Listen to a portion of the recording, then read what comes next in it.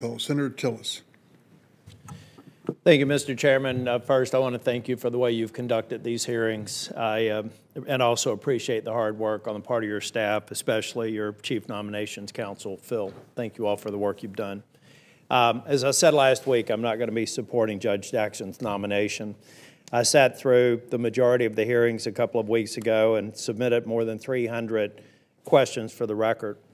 I just have come down to believe that she may do the very thing I'm most concerned with, and that's rule on cases in a way that achieves a preferred policy outcome, not necessarily what the Constitution dictates. Probably the Make the Road case is probably the best example, where the plain text of the statute was looked past. A nationwide injunction was imposed only to be struck down by the D.C. Circuit. But the other thing that makes me feel like it may come to pass that she does rule outside of the plain text of the Constitution or the law is the number of people who do support her that I take at face value what she said. I asked her if she had any connection with the Arabella Group or Demand Justice, some of these other radical liberal activist organizations. She said she didn't, but she's on their top pick list everywhere you go, whether it's Demand Justice, short list for President Biden, Sierra Club, a number of the other organizations within the Arabella radical liberal activist groups seem to think that she would be a good addition to the court. And their activist outcomes couldn't be further from what I want to see with respect to the future of our nation. But I'm also concerned that Judge Jackson wouldn't take a stand on my question about packing the court. Now, I know some people have said that Judge Barrett, now Justice Barrett, did not answer the question directly. It's a very different question now than it was when Judge Barrett was here, because now we have these same groups, Demand Justice and others.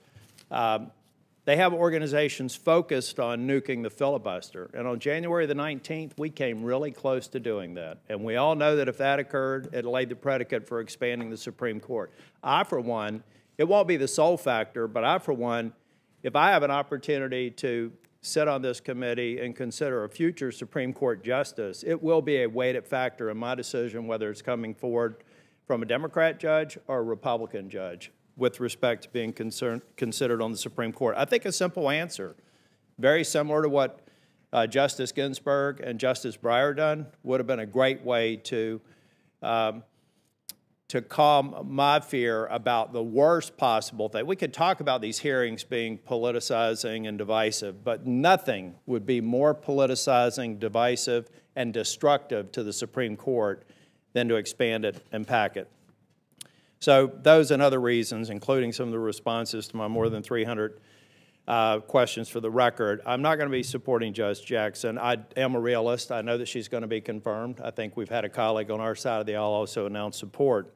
And I just wish her family very well. I got an opportunity during one of the breaks to go up to her parents, and I told them that they clearly raised her right. I mean, she's the realization of an American dream, and they should be very proud, and the supporters here should be very proud of her.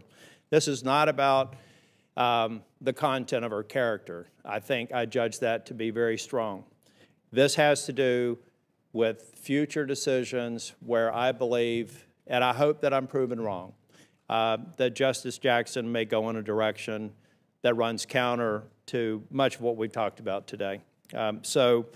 I will not be supporting her nomination, but I do wish her and her family well, and I look forward to maybe everyone listening to what they said today, and in the future, whether it's a Supreme Court hearing or a Circuit Court hearing, exercise some of those words with respect to our individual behavior and action.